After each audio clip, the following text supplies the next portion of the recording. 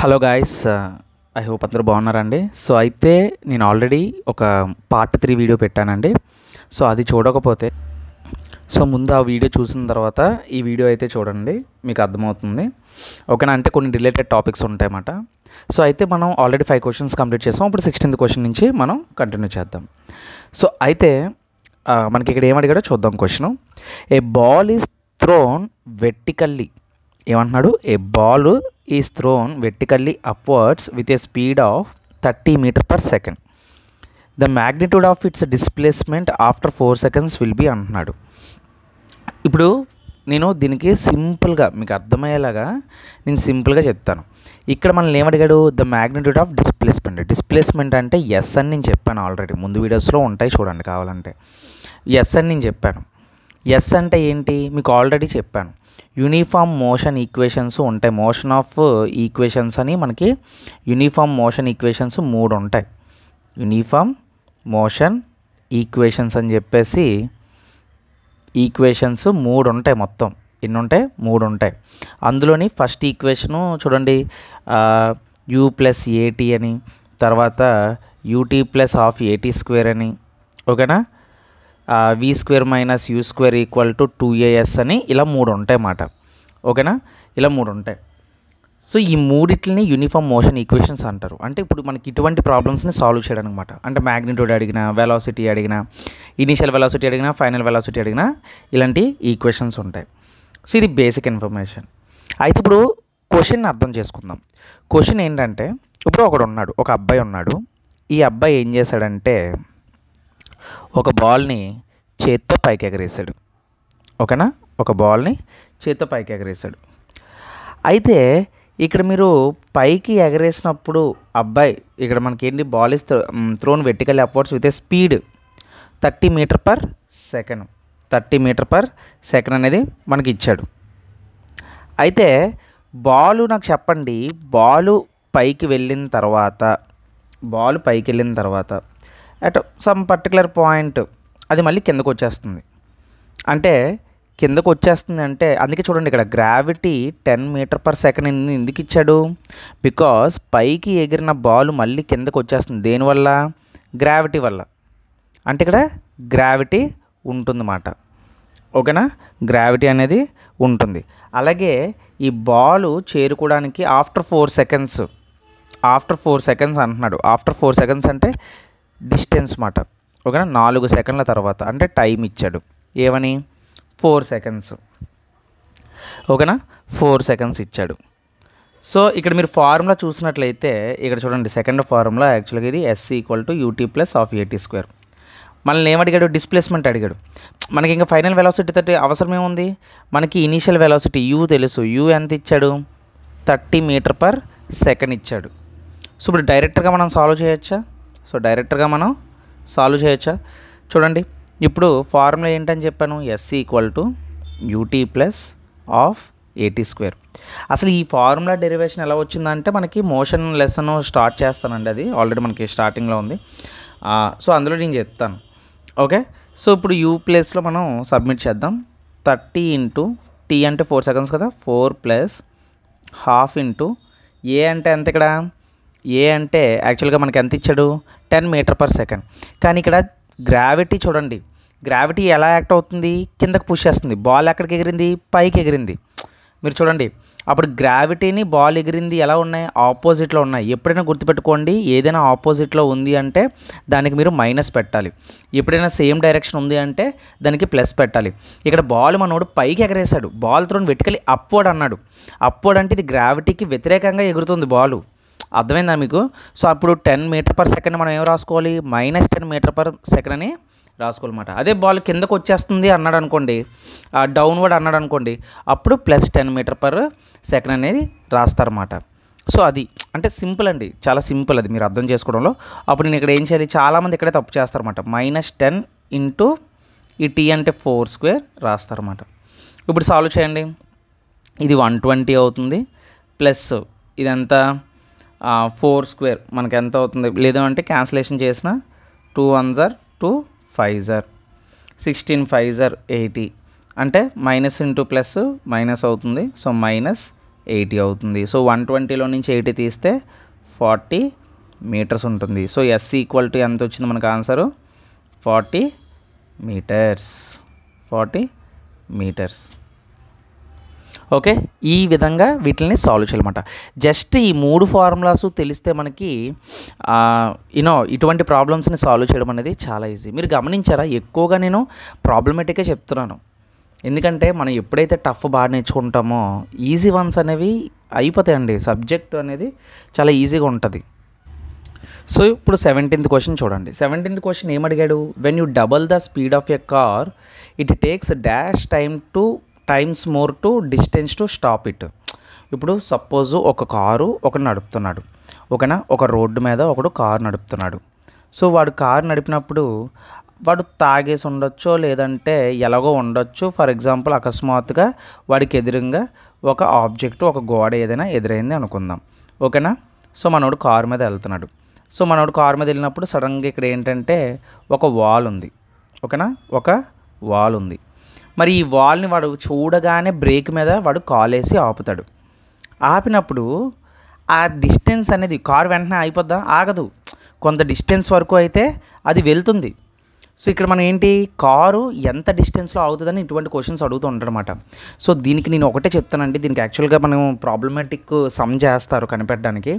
But నన్ను అడిగితే నేను చెప్పిన మెథడ్ని మీరు ఫాలో అయిపోండి, ఓకేనా. సో సింపుల్గా ఉంటుంది. ఏంటంటే ఎప్పుడు స్పీడ్ డబల్ అయినా సరే బండి అనేది దానికి 2 ఎంతలు ఎక్కువ ఉంటుందన్నమాట. అంటే స్క్వేర్ టైమ్స్ ఎక్కువ ఉంటుంది. ఇప్పుడు మీకు అర్థమయ్యేలా చెప్పాలంటే, ఎప్పుడైనా నువ్వు బండి ఆపాలంటే to stopping distance is always stopping distance is directly proportional to the square of the speed of car, ఓకేనా. ఇప్పుడు సపోజ్ నువ్వు పెద్ద రేసింగ్ కార్ వేసుకుని రోడ్డు మీద వెళ్ళిపోతున్నావు. If you double the speed, ఇప్పుడు ఈ ఫార్ములాని బట్టే మనం ఏంటంటే సమ్స్ చేయొచ్చు. ఇప్పుడు వాడు ఏమన్నాడు, స్పీడ్ని డబల్ చేశాను అన్నాడు. ఇప్పుడు ఇన్ కేస్ ఒకవేళ స్పీడు డిస్టెన్స్ మనం మాట్లాడుకుంటే ఈ ఫార్ములా ప్రకారంగా ఇప్పుడు స్పీడ్ వల్ల స్టాపింగ్ డిస్టెన్స్ ఏమవుతుంది, ఓకేనా, స్టాపింగ్ డిస్టెన్స్ ఏమవుతుంది, స్క్వేర్ అవుతుంది, ఓకేనా. స్టాపింగ్ డిస్టెన్స్ ఏమవుతుంది, స్క్వేర్ అవుతుంది. ఓకే, ఇక్కడ రాస్తున్నాను చూడండి. ఇప్పుడు క్వశ్చన్ ప్రకారంగా చూద్దాం. వాడు ఏమన్నాడు, కారు యొక్క స్పీడ్ని డబల్ చేశాడంట. ఓకే, కారు యొక్క స్పీడ్ ఏం చేశాడు, ఇక్కడ చూడండి, కార్ స్పీడ్ని ఏం చేశాడు, డబల్ చేశాడంట. అంటే 2 టైమ్స్ చేశాడు. కార్ స్పీడ్ని 2 టైమ్స్ చేశాడు. మరి డిస్టెన్స్ ఎంత అవుతుంది చూడండి, స్క్వేర్ అన్నాడు కదా, స్క్వేర్ ఆఫ్ ది స్పీడ్ అన్నాడు కదా. అప్పుడు 2 స్క్వేర్ ఎంత, 4 కదా, అంతే కదా. అంటే 4 టైమ్స్ ఇక్కడ మనకి కార్ అనేది స్టాప్ అవుతుంది అన్నమాట. 4 టైమ్స్ దూరం వెళ్ళిన తర్వాత, డిస్టెన్స్ వెళ్ళిన తర్వాత కార్ అనేది స్టాప్ అవుతుంది. అంటే ఇక్కడ ఆన్సర్ మనం ఎలా చెప్పొచ్చు, ఈజీగా కళ్ళతో చూసి చెప్పొచ్చు. Answer is the option C అని మనం చెప్పొచ్చు. మీకు ఏం డౌట్ రావచ్చు, ఒకవేళ సపోజ్ అండి నేను కారు యొక్క స్పీడ్ నేను ట్రిపుల్ చేశాను, ఓకేనా. కార్ స్పీడ్ ఏం చేశాను, ట్రిపుల్ చేస్తే నాకు గ్రేటర్ డిస్టెన్స్, స్టాపింగ్ డిస్టెన్స్ ఎంత అవుతుంది అప్పుడు, 3 స్క్వేర్ 9, అంటే 9 టైమ్స్ అవుతుంది. అదేందా మీ ఇష్టం. ఇప్పుడు కార్ స్పీడ్ నేను 5 టైమ్స్ చేశాను, మరి ఇంకా మామూలు దూసుకు వెళ్ళిపోతున్నాను రోడ్డు మీద. ఇంకా సడన్గా ఏదైనా అడ్డు వచ్చింది, నా కంటికి కనిపించింది, వెంటనే ఇంకా నేను ఆలోచించి బ్రేక్ వేసే లోపు బ్రేక్ వేయగానే it is also depends on the road అండి. రోడ్డు బాగోకపోవచ్చు, ఏదైనా అవ్వచ్చు. సో స్పీడ్ అనేది నేను ఇప్పుడు 5 టైమ్స్ ఇంక్రీజ్ చేస్తే దాని స్టాపింగ్ డిస్టెన్స్ ఎంత అవుతుంది, 25 టైమ్స్ అవుతుంది. ఐ హోప్ మీకు అర్థమైందని అనుకుంటున్నాను. ఇదే సమ్ని మనం మోషన్ ఈక్వేషన్ ఆఫ్ మోషన్స్ మనం యూజ్ చేసి చేయొచ్చు. ఇది అర్థమైందండి. లేదు మాకు అలాగే కావాలని నేను అలా చెప్తాను. బట్ మనకేంటంటే టైం సేవింగ్ అనేది చాలా ఇంపార్టెంట్ కాబట్టి ఇలాంటి కాన్సెప్ట్స్ మనం నేర్చుకుంటే సరిపోతుందన్నమాట, ఓకేనా. సో అది ఓకే. సో లేదు నేను మాకు ఈక్వేషన్ టైప్లో కావాలి అంటే ఇక్కడ నేను చేసి చూపెడుతున్నాను చూడండి. యాక్చువల్గా కార్ ఏమైందండి, కార్ మూవింగ్లో ఉందని చెప్పాడు, ఓకేనా. అంటే ఫైనల్గా కార్ ఏమవుతుంది, ఇక్కడ స్టాప్ అవుతుంది. ఫైనల్గా అవుతుందంటే దాని అర్థం వి అండి. ఇనీషియల్గా వెళ్తుందంటే దాని అర్థం యూ. అంటే ఇక్కడ ఫైనల్గా కారు ఆగుతుంది కాబట్టి ఇక్కడ v = 0 అవుతుంది. అది మాత్రం ఎప్పుడు గుర్తుపెట్టుకోండి. ఓకేనా. Initial velocity, final velocity. Initial velocity అంటే చూడండి, ఇనీషియల్ వెలాసిటీ అంటే u, ఫైనల్ వెలాసిటీ అంటే v. ఓకేనా. రెండు వెలాసిటీలకు సంబంధించినవే. ఓకేనా. ఇక్కడ v ఏమవుతుంది, v 0 అవుతుంది. u వెళ్తుంది కాబట్టి మ్యాక్సిమం u అనుకుందాం. ఓకేనా. బికాజ్ వెహికల్ స్టాప్ అవుతుంది కాబట్టి ఫైనల్ వెలాసిటీ v = 0 వేసాను.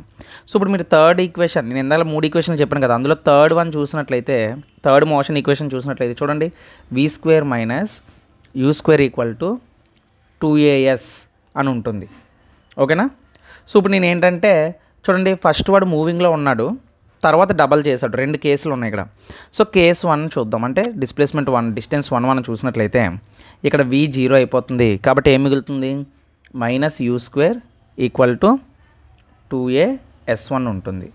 సో నాకు డిస్ప్లేస్మెంట్ అనే డిస్టెన్స్ అన్న మనకి సిమిలర్గా ఉంటాయి. డిస్ప్లేస్మెంట్ కావాలి కాబట్టి s1 ఇక్కడ నుంచి అటువైపు తీసుకెళ్ళిపోతే -u² / 2a ఉంటుంది. So this is the first equation. ఓకేనా. సో మళ్ళీ సెకండ్ కేసులో ఏమవుద్ది, వాడు స్పీడ్ని డబల్ చేశాడు. వాడు ఏం చేశాడు, స్పీడ్ని డబల్ చేశాడు. అంటే ఇప్పుడు ఏమవుద్ది, u = 2u అవుతుంది. అంతే కదా, స్పీడ్ని వాడు డబల్ చేశాడు. అప్పుడు మళ్ళీ సబ్మిట్ చేయండి, సేమ్ ఫార్ములాలో సబ్మిట్ చేస్తే మనకి ఏమొస్తుంది, అదే v² - u² = 2as2. ఇందులో సబ్మిట్ చేయండి, ఏమవుతుంది, అప్పుడు ఏమవుద్ది, -2u² = 2as2. ఓకేనా. ఇప్పుడు ఈ s2ని ఉంచేసి మీరు మిగతాది అటువైపు తీసుకెళ్ళిపోతే ఇది ఏమవుతుంది, మనకి 4 - 4u² / 2a. ఓకేనా. క్యాన్సిల్ చేయొద్దు, దీన్ని ఈక్వేషన్ 2 అనుకోండి. ఇప్పుడు ఈ ఈక్వేషన్ 1ని 2ని డివైడ్ చేయండి. ఈక్వేషన్ 1ని 2ని డివైడ్ చేయండి. అంటే s1/s2 = -u² / 2a divided by -4u² / 2a. Minus cancel అయిపోతుంది. తర్వాత ఇక్కడ చూడండి, u² / 2a, u² / 2a cancel అయిపోతుంది. మనకి మిగిలింది 1/4 మిగిలింది. ఓకేనా. అంటే ఇప్పుడు మీరు క్రాస్ మల్టిప్లికేషన్ చేస్తే ఇక్కడ మనకి ఏమొస్తుంది, s2 = 4s1 వస్తుంది. అంటే చూసారా, అంటే డిస్ప్లేస్మెంట్ 2 అనేది మనకి = 4s1. అంటే మొదట్లో వచ్చిన దానికన్నా డబల్ చేస్తే మనకి ఎంత వచ్చింది, 4s1. అంటే 4 టైమ్స్ అని అర్థం. సో ఈ విధంగా చేయాలన్నమాట. ఐ హోప్ అందరికీ అర్థమైంది అనుకుంటున్నాను. ఓకేనా. సో నెక్స్ట్ క్వశ్చన్ మనం చూసినట్లయితే చాలా అంటే చాలా ఇంపార్టెంట్ అండి. సో ఈ క్వశ్చన్ మీరు చూసినట్లయితే ఏమడిగాడో చూద్దాం. ఇక్కడ ఏమడిగాడండి, 0.5 kg ball is released from top of A building of A height of 20 meters. Find the kinetic energy of the ball just before it hits the ground. So assume gravity as 10 m/s². చాలామంది చూసిన వాళ్ళు చాలా తెలివిగా ఆలోచించి okay kinetic ఎనర్జీని find out చేయమన్నాడు కదా, so kinetic energy formula 1/2 mv² అనుకుంటారు. అందరు ఇది అనుకుంటారు. సో మాస్ ఇచ్చాడు కానీ వెలాసిటీ ఇవ్వలేదు, సో వెలాసిటీ ఎలాగైనా ఫైండ్ అవుట్ చేయాలి కదా అనేసి వీని అడుగుతారు. సో ఎందుకండి అంత కష్టపడాల్సిన అవసరం అయితే లేదు. యాక్చువల్గా సింపుల్ కాన్సెప్ట్ చెప్తాను చూడండి. మీరు అసలు కైనెటిక్ ఎనర్జీ ఫార్ములా అవసరం లేదు. మీరు క్వశ్చన్ని జాగ్రత్తగా అబ్జర్వ్ చేస్తే బాల్ ఎక్కడుందో చూడండి. యాక్చువల్గా ఒక బిల్డింగ్ ఉందంట. ఓకే, ఒక బిల్డింగ్ ఉందంట. సో ఈ బిల్డింగ్ పైన ఒక బాల్ ఉందంట. ఈ బిల్డింగ్ పైన ఒక బాల్ ఉందంట. అయితే ఈ బాలు బిల్డింగ్ పైనుంచి కిందకి, ఇప్పుడు ఈ బిల్డింగ్ యొక్క హైట్ ఇచ్చాడు. ఈ బిల్డింగ్ యొక్క హైట్ ఇచ్చాడు. ఎంత ఇచ్చాడు బిల్డింగ్ యొక్క హైట్? 20 meters ఇచ్చాడు. 20 meters ఇచ్చాడు. ఎప్పుడైనా గుర్తుపెట్టుకోండి, this topic was related to potential energy and kinetic energy. ఓకేనా. ఎప్పుడైనా గుర్తుపెట్టుకోండి, పొటెన్షియల్ ఎనర్జీ అంటే పొజిషన్ని చెప్తుంది. ఎప్పుడైనా ఒక ఆబ్జెక్ట్ పొజిషన్లో ఉంటే దాన్ని పొటెన్షియల్ ఎనర్జీ ఉన్నట్లు. ఎప్పుడైనా ఒక ఆబ్జెక్ట్ మోషన్లో ఉంది అంటే దాని అర్థం అది కైనెటిక్ ఎనర్జీ అని అర్థం. పొజిషన్ ఆర్ చేంజింగ్ కాన్ఫిగరేషన్ అంటే ఫర్ ఎగ్జాంపుల్ ఇప్పుడు రబ్బర్ బ్యాండ్ ఉంది. రబ్బర్ బ్యాండ్ని సాగదీసాం అనుకోండి, అది potential energy. Okay, potential energy 2 types ఉంటుంది మళ్ళీ. ఓకేనా, పొటెన్షియల్ ఎనర్జీ 2 టైప్స్ ఉంటుంది. ఓకే, సో 2 టైప్స్ ఉంటుందన్నమాట potential energy. First potential energy మనకేంటి, గ్రావిటేషనల్ పొటెన్షియల్ ఎనర్జీ. తర్వాత రెండోది ఏంటి, ఎలాస్టిక్ పొటెన్షియల్ ఎనర్జీ.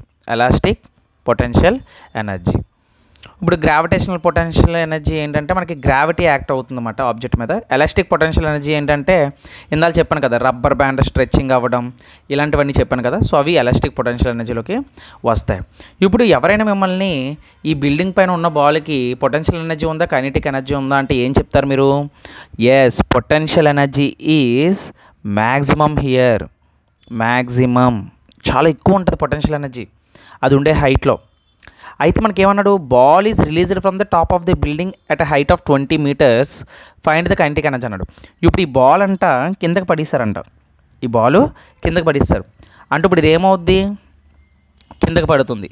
ఓకే, కిందకి పడినప్పుడు ఇది ఏమవుతుంది అంటే మనకి పొటెన్షియల్ ఎనర్జీ ఇక్కడ ఏమవుద్ది, పొటెన్షియల్ ఎనర్జీ తగ్గిపోతుంది.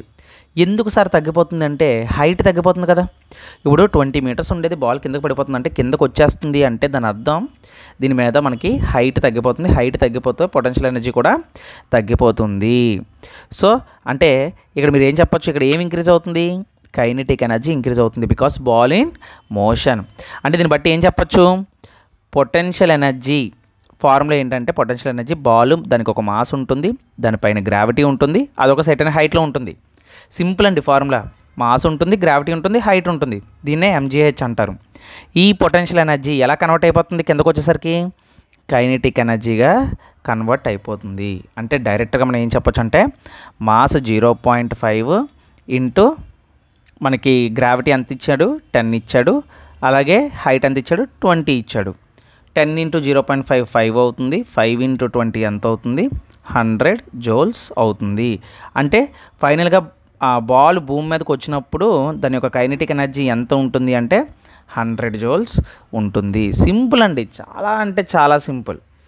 అసలు ఎప్పుడు కూడా మీరు డౌట్ పడొద్దు. కైనెటిక్ ఎనర్జీ పొటెన్షియల్ ఎనర్జీ చాలా easy. Kinetic energy ½ mv². Okay, right ఆన్సరే ఇది యాక్చువల్గా చెప్పాలి అంటే. ఓకే, కాకపోతే మీరు క్వశ్చన్ అర్థం చేసుకోవాలన్నమాట. టాప్ ఆఫ్ ది బిల్డింగ్ అన్నాడు, సెట్ అయిన హైట్ ఇచ్చాడంటే అది ఖచ్చితంగా PE = m × g × h అవుతుంది. ఓకేనా, సో కొన్ని ఇంపార్టెంట్ పాయింట్స్ అయితే నేను చెప్తాను దీనికి రిలేటెడ్గా.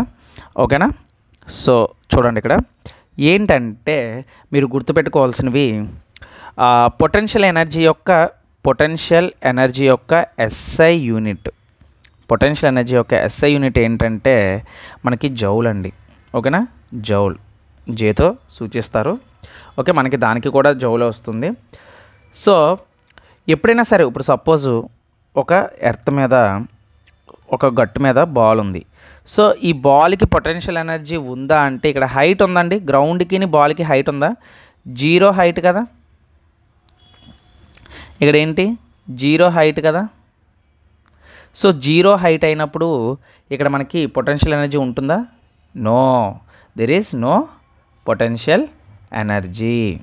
అర్థమైందండి పాయింట్, ఇది ఒకటి. గ్రావిటీ యాక్చువల్ వాల్యూ ఎంత అంటే gravity actual value 9.81 m/s². Okay, this is the gravity actual value. కానీ రౌండ్ ఫిగర్ మనకి ప్రాబ్లం ఈజీగా అవ్వడానికి మనల్ని 10 తీసుకోమని చెప్తాడు. లేదు అంటే మనమైనా 10 తీసుకోవచ్చు యాక్చువల్గానా. ఓకేనా, సో నెక్స్ట్ అయితే మరి బాల్కి మీరు ఎప్పుడైనా గుర్తుపెట్టుకోండి, ఎప్పుడైనా హైట్ డిక్రీజ్ అవుతుంది అంటే దాని అర్థం పొటెన్షియల్ ఎనర్జీ కూడా డిక్రీజ్ అవుతుందని అర్థం.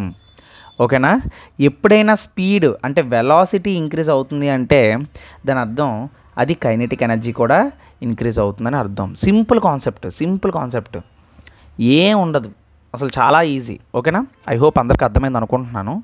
ఓకే, నెక్స్ట్ క్వశ్చన్ చూద్దాం. ఇంకొక పాయింట్ అండి, సో అదేంటంటే కైనెటిక్ ఎనర్జీ కింద ఇప్పుడు ఏమని చెప్పాను, పొటెన్షియల్ ఇది గుర్తుపెట్టుకోండి ఎప్పుడైనా సరే. పొటెన్షియల్ ఎనర్జీ ఎలా కన్వర్ట్ అవుతుంది, పైనుంచి ఏదైనా వస్తువు పడినప్పుడు కైనెటిక్ ఎనర్జీగా మారుతుందని చెప్పాను. మరి కైనెటిక్ ఎనర్జీ నుంచి భూమిని తాకగానే ఏం ఎనర్జీ క్రియేట్ అవుతుందంటే హీట్ ఎనర్జీ క్రియేట్ అవుతుందండి. Heat and sound energy create అవుతుంది. Heat and sound energy create అవుతుంది. ఓకేనా. నెక్స్ట్, సో ఇచ్చిన క్వశ్చన్లు ఎప్పుడైనా కొన్నిసార్లు టోటల్ ఎనర్జీ అడుగుతాడు. ఇది చెప్పాలి మీకు.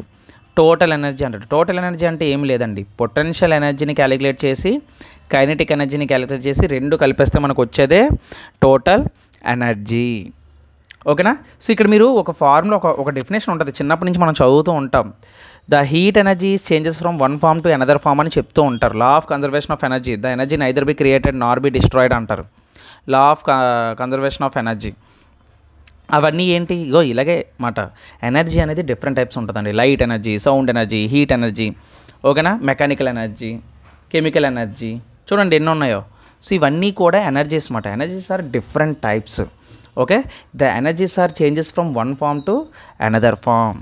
ఓకేనా. హీట్ అండ్ సౌండ్ అని ఎందుకు చెప్పినప్పుడు, సపోజ్ హైట్ నుంచి వచ్చిన బాల్ ఉంది, దాన్ని చేత్తో పట్టుకున్నప్పుడు నీ చెయ్య నొప్పి పుడుతుంది, నీ చెయ్యి మంట పుడుతుంది. ఓకేనా, రెడ్గా అయిపోతుంది నీ చెయ్య, అంటే అక్కడ ఒక హీట్ జనరేట్ అయ్యింది బాల్కి నీ చేతికి మధ్యలో. అలాగే సౌండ్, ఏదైనా వస్తువు కింద పడిపోతే సౌండ్ వస్తుంది. సో అలాగమాట.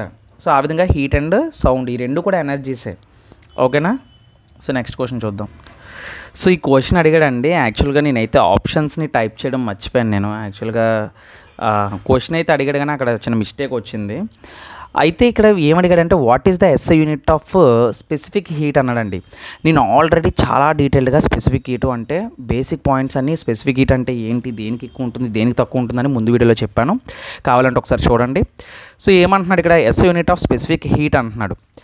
సో స్పెసిఫిక్ హీట్ అంటే నేను ఆల్రెడీ చెప్పానండి, ఏదైతే హీట్ని తక్కువగా తీసుకుంటుందో. యాక్చువల్గా హీట్ అంటే నేను ఫార్ములా చెప్పాను ఏమని, heat is represented by Q. Okay, Q అంటే హీట్. ఏమని చెప్పాను, ఎంఎస్ డెల్టా టీ. ఇందులో ఎస్ అంటే ఏంటి, ఎస్ అంటే specific heat. Specific heat formula ఏంటి, ఇప్పుడు చూడండి, ఎస్ని ఉంచేసి క్యూ వైపు తీసుకొచ్చేస్తే ఏమవుద్ది, Q by m delta T. కానీ కొన్ని చోట్ల ఎలా రాస్తారంటే, కొన్ని చోట్ల చూడండి మీకు ఎలా రాస్తారంటే బుక్స్లోని 1/m into dq by dt అని ఉంటుంది. dq బై dt అని ఉంటుంది. కన్ఫ్యూజ్ అవ్వద్దండి. dq బై dt అంటే దాని అర్థం change in heat by change in temperature. ఏదైనా ఒకటే. ఓకేనా, ఏదైనా ఒకటే. ఇప్పుడు నాకు చెప్పండి, దీనికి ఎస్ఐ యూనిట్ ఏమవుతుంది, ఎస్ఐ యూనిట్ ఏమవుతుంది చెప్పండి. మాస్కి యూనిట్ ఏంటి, కేజీ. అంటే 1/m అని ఉంది కదా, అంటే 1/kg ఇంటూ డీక్యూ. హీట్కి యూనిట్ ఏంటండి, హీట్కి యూనిట్ జౌలు. ఓకేనా. తర్వాత టెంపరేచర్కి యూనిట్ ఏంటండి, కెల్విన్. అంటే ఇప్పుడు దీన్ని ఎలా రాయొచ్చు నేను, జౌలు పర్ కేజీ కెల్విన్ అని రాయొచ్చు కదా.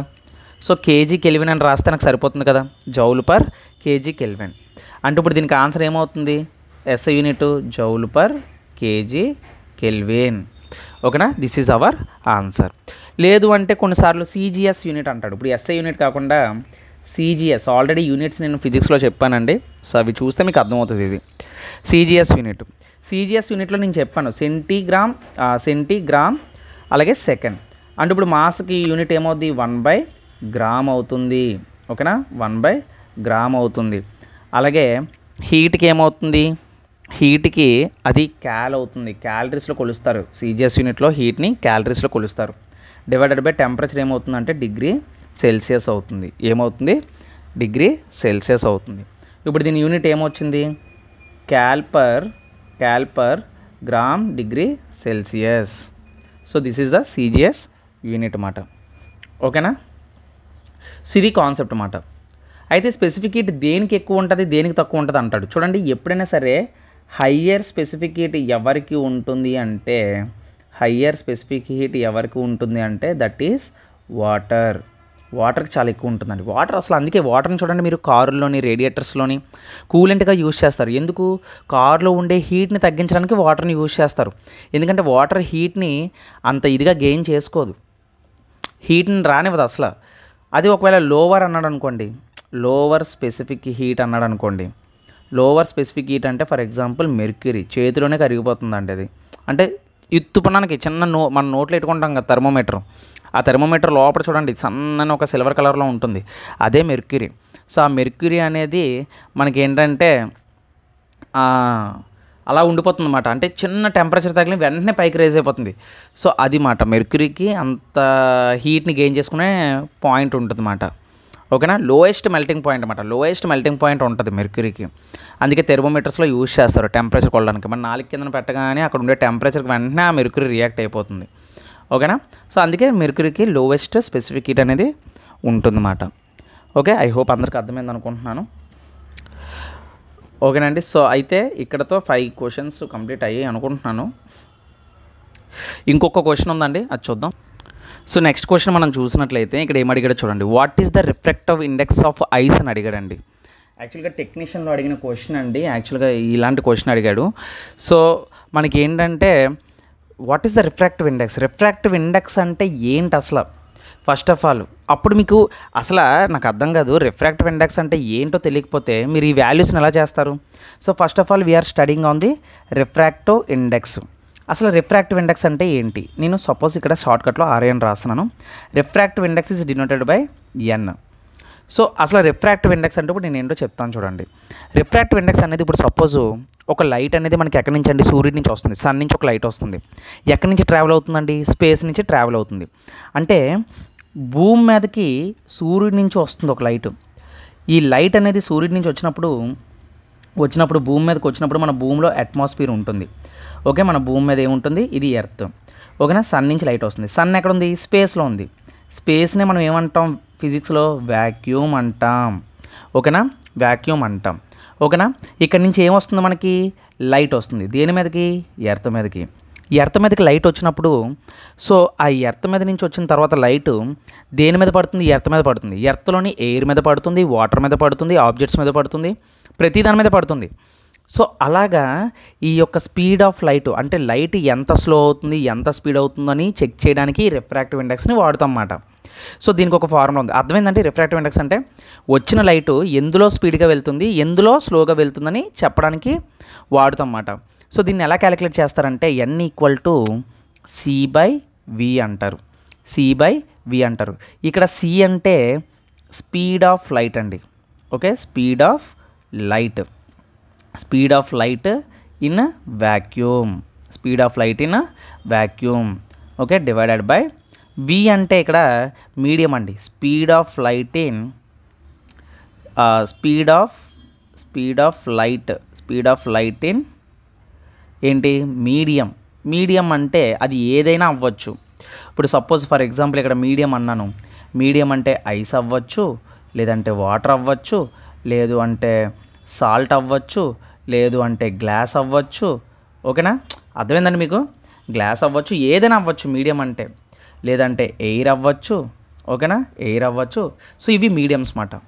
అంటే ఇలా క్యాలిక్యులేట్ చేస్తారు. మరి స్పీడ్ ఆఫ్ లైట్, సూర్యుడి నుంచి వచ్చే కాంతి వ్యాక్యూమ్లో ఎలా ఉంటుందంటే 3 × 10⁸ మీటర్/సెకండ్ ఉంటుందండి.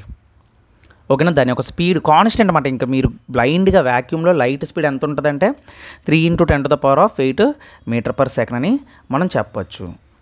ఇప్పుడు అర్థమైందండి. అయితే క్వశ్చన్ ఏమి అడిగాడు, what is the refractive index of ice అని అడిగాడు. ఓకేనా, సో దీనికి నేను లిస్ట్ ఇస్తాను. ఓకేనా, ఆ లిస్ట్ మీరు రాసుకున్నట్లయితే ఇక్కడ కరెక్ట్ ఆన్సర్ ముందు చెప్పేస్తాను. So what is the refractive index of ice అంటే ఐస్ ఈజ్ 1.31 అండి. Option A is the correct answer. ఓకేనా, సో వీటికి కొన్ని కాన్స్టెంట్ వాల్యూస్ ఉంటాయి, అవి నేను చెప్తాను చూడండి. ఇక్కడ ఫర్ ఎగ్జాంపుల్ ఐస్ అన్నాడు అనుకోండి. ఐస్ ఏంటి, ఐస్ తర్వాత ఏంటి, సాల్ట్, రాక్ సాల్ట్ అంటారు.